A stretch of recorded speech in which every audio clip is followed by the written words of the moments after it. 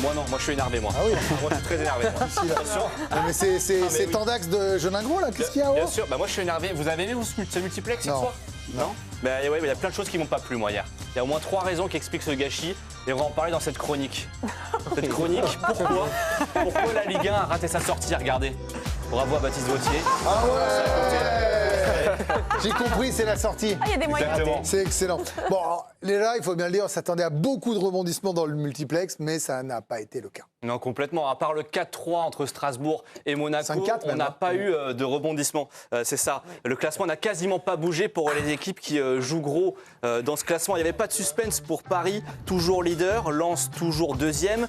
Pas de changement pour Lille et Lyon. Marseille est passé devant Rennes. C'est le seul petit changement en haut de tableau. Et en bas du classement, Nice est resté barragiste. En plus, les gros clubs, ils ont déçu hier soir. Le champion de France parisien a perdu dans le derby, 2-1, et les 3 équipes qui visaient la Ligue des Champions se sont effondrées. Le LOSC 3e, surpris par Auxerre, 2-0. Le 4e Lyon est passé complètement à côté contre Lens. Et Rennes, le 5e, qui jouait aussi la Ligue des Champions, a été battu par l'OM. Personne n'a profité des faux pas. Et le compteur but, il est resté bloqué à 26. C'est faible par rapport aux années précédentes. On a regardé les années où il y avait déjà la Ligue 1 à 18 clubs. Et ben c'est le plus faible total. On est loin des 38 de la saison dernière. Alors, ça c'est le sportif, mais on a aussi vu une remise du trophée pour le PSG complètement lunaire. Oui, ça s'est passé au stade Jean-Bouin pendant le derby parisien contre le Paris FC. Et si vous n'avez pas vu ce qui s'est passé, c'est Bruno Salomon qui vous le raconte. Il est énervé, il est comme moi.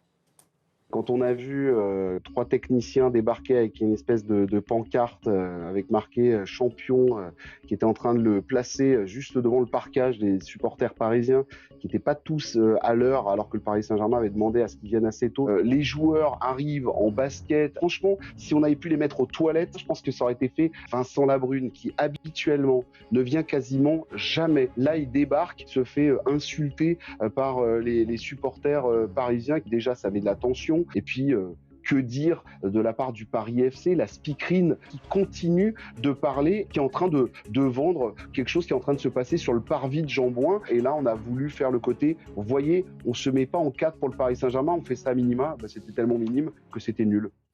C'est pas un mécontent isolé, Bruno Salomon. Toute la presse est unanime pour critiquer cette remise de trophée. Le PSG fête son titre dans un coin du stade. Triste célébration. Remise du titre de champion toute pourrie, sympa. Célébration intimiste, champion de France tristement célébré.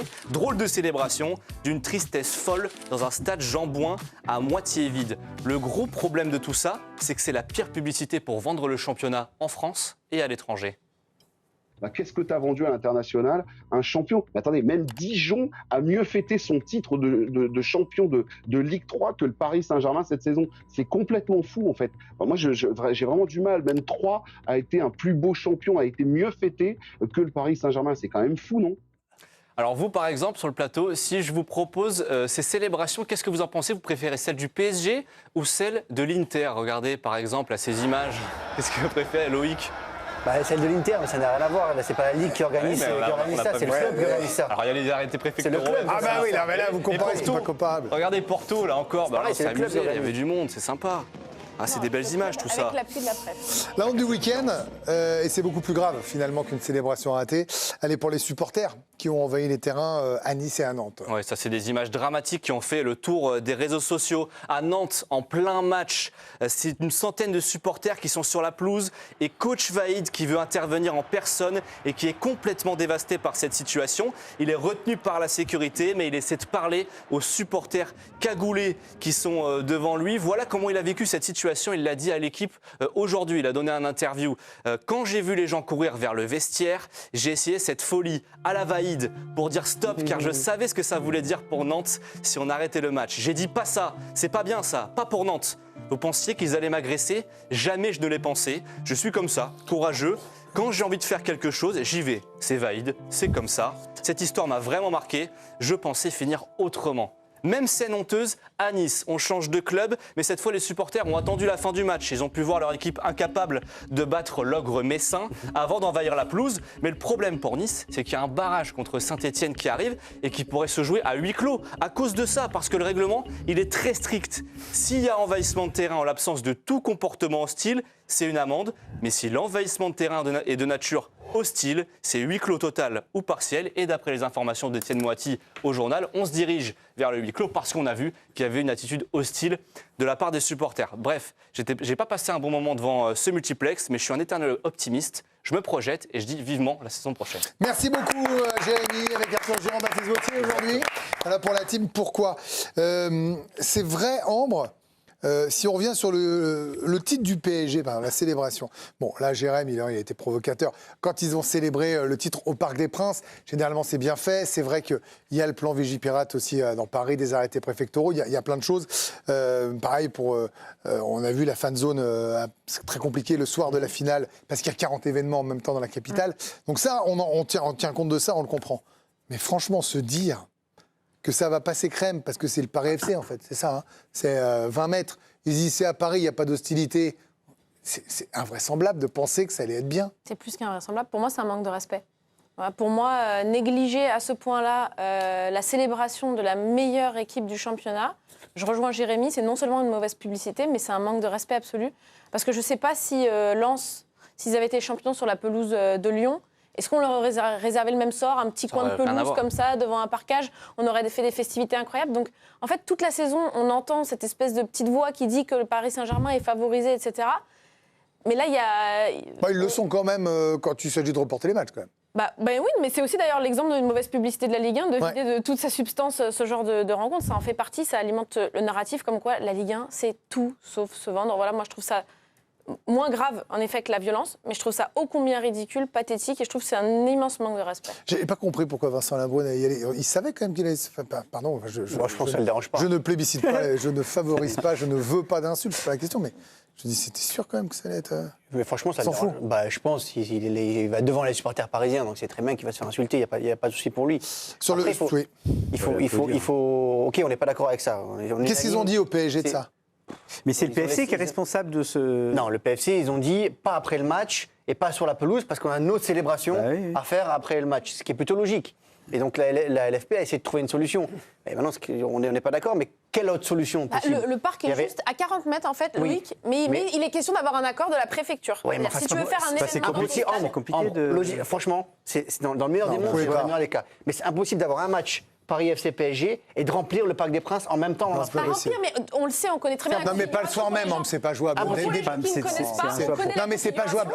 Vous vous imaginez en termes de sécurité en CRS, c'est pas possible. Mais il fallait remettre le prix à Lens, en fait. Il y a la place d'une fan zone, d'ailleurs, qui est animée les soirs de match. C'est impossible. Pas le même soir, mais le décalé. Ça aurait été le centre d'entraînement, avec des supporters, le collectif Ultra Paris qui vient en centre d'entraînement. C'était bien ça. C'est la seule chose qui a une tribune. Et entre dire on respecte les festivités du PFC avant match, ok, mais de là à continuer les choses commerciales, etc. Ça, c'est une erreur. C'est pas possible que la speakerine elle continue de parler sur un. Oui, c'est une question d'organisation là. C'est mal organisé. Très mal organisé. C'est très mal organisé.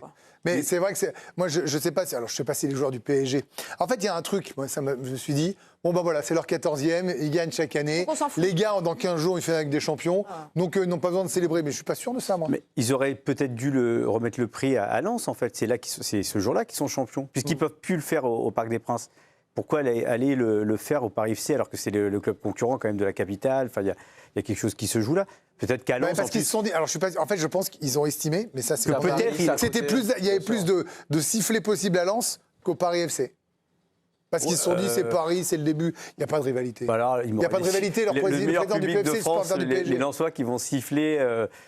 Normalement, ça aurait pu peut-être bien se passer. On est d'accord. Mais c'est injouable le truc là, en fait. C'est raté. C'est injouable de leur remettre le prix. Si, mais il faut le faire ailleurs, à un autre moment. Oui, mais ils ont une finale à préparer. Le problème, c'est que déjà le problème de la date, c'est le dimanche. Moi, je me souviens avec les Girondins, le dernier match on les champions à Caen, c'était un samedi. Donc le lendemain, dimanche, place des Quinconces, il y avait 40 000 personnes. Tu y étais, Jérémy ? Bien sûr. Je t'ai fait vivre. Avec mon maillot de Trémoulinas. Ah, super. Et ceci est véridique. Bien sûr. Et du coup, 40 000 personnes, effectivement, on a pu faire la fête. Là, toute la ville, quoi. Mais attention, Paris aimerait bien refaire des festivités dans la ville. Loïc, le problème, c'est impossible. Mais le problème, c'est que c'était dimanche. C'est aujourd'hui impossible. En plus, dimanche, le lendemain, c'est lundi. Lundi, les gens travaillent. Même si tu le fais le dimanche d'après, c'est impossible parce que la préfecture refuse. Mais non. Qu'est-ce qu'il y a, Camille ? Oui, allez-y. Non, j'allais dire le samedi, on dit qu'il y a trop d'événements, comme pour la finale. Ouais. Non, mais là, on a fait l'autre fois, on a expliqué le samedi soir pourquoi ils ne peuvent pas y avoir de fan zone. C'est un truc de dingue, le nombre de concerts au Stade de France, Roland Garros, Nanterre Arena, partout, dans tous les coins. Bon, ça, c'était pour la célébration. Très bien. Maintenant, parlons des envahissements de terrain, parce que là, vraiment, j'ai l'impression qu'on ne peut pas faire 6 mois sans débilité. On est d'accord, Loïc? Moi, hier, je vais peut-être être mauvaise langue, hein, j'ai eu le sentiment que, vu l'animosité des supporters niçois envers leurs dirigeants, leurs joueurs, et la saison catastrophique, je ne sais pas si jouer à huis clos, c'est pas finalement presque une bonne nouvelle pour la direction et les joueurs. C'est la petite musique qui circule à Nice aujourd'hui au club, notamment chez les joueurs, où on se dit peut-être qu'on préfère jouer ce match-là à huis clos parce que ce serait, en fonction du match aller, ce serait peut-être trop compliqué de jouer ce match-là à Nice.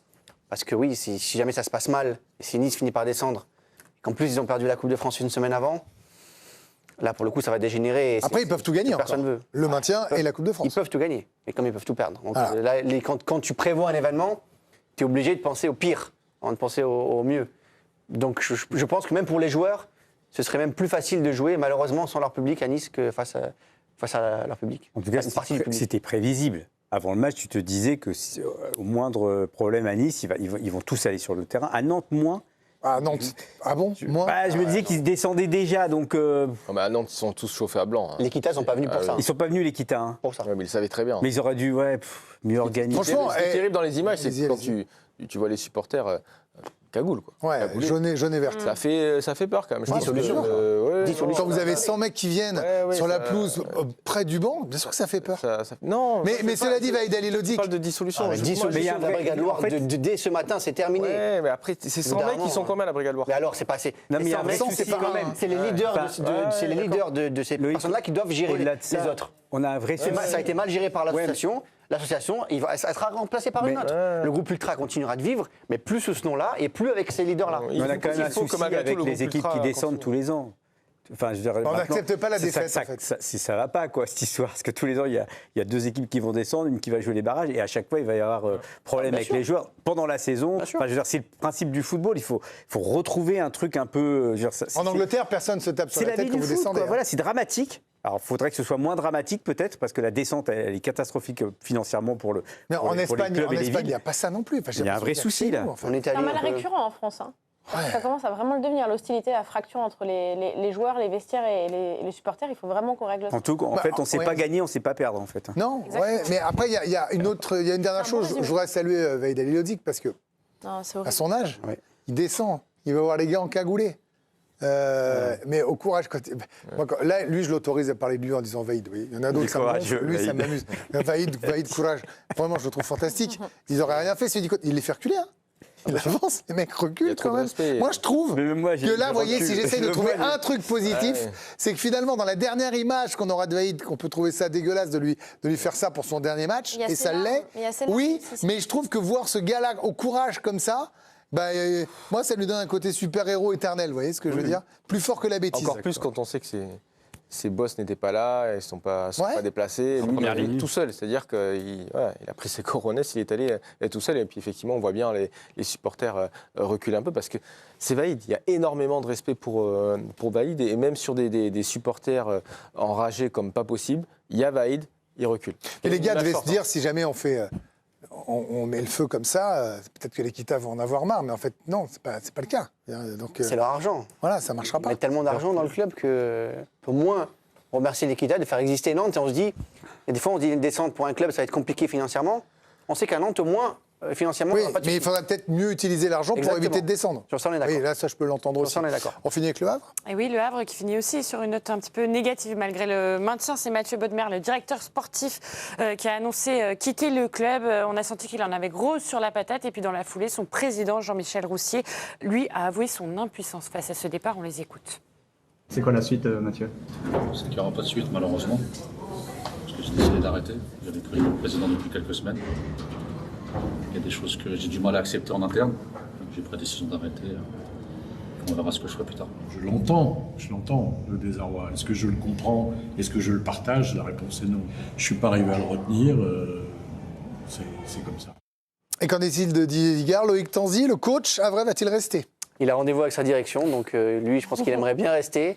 Ça sera en fonction du projet qui lui sera proposé.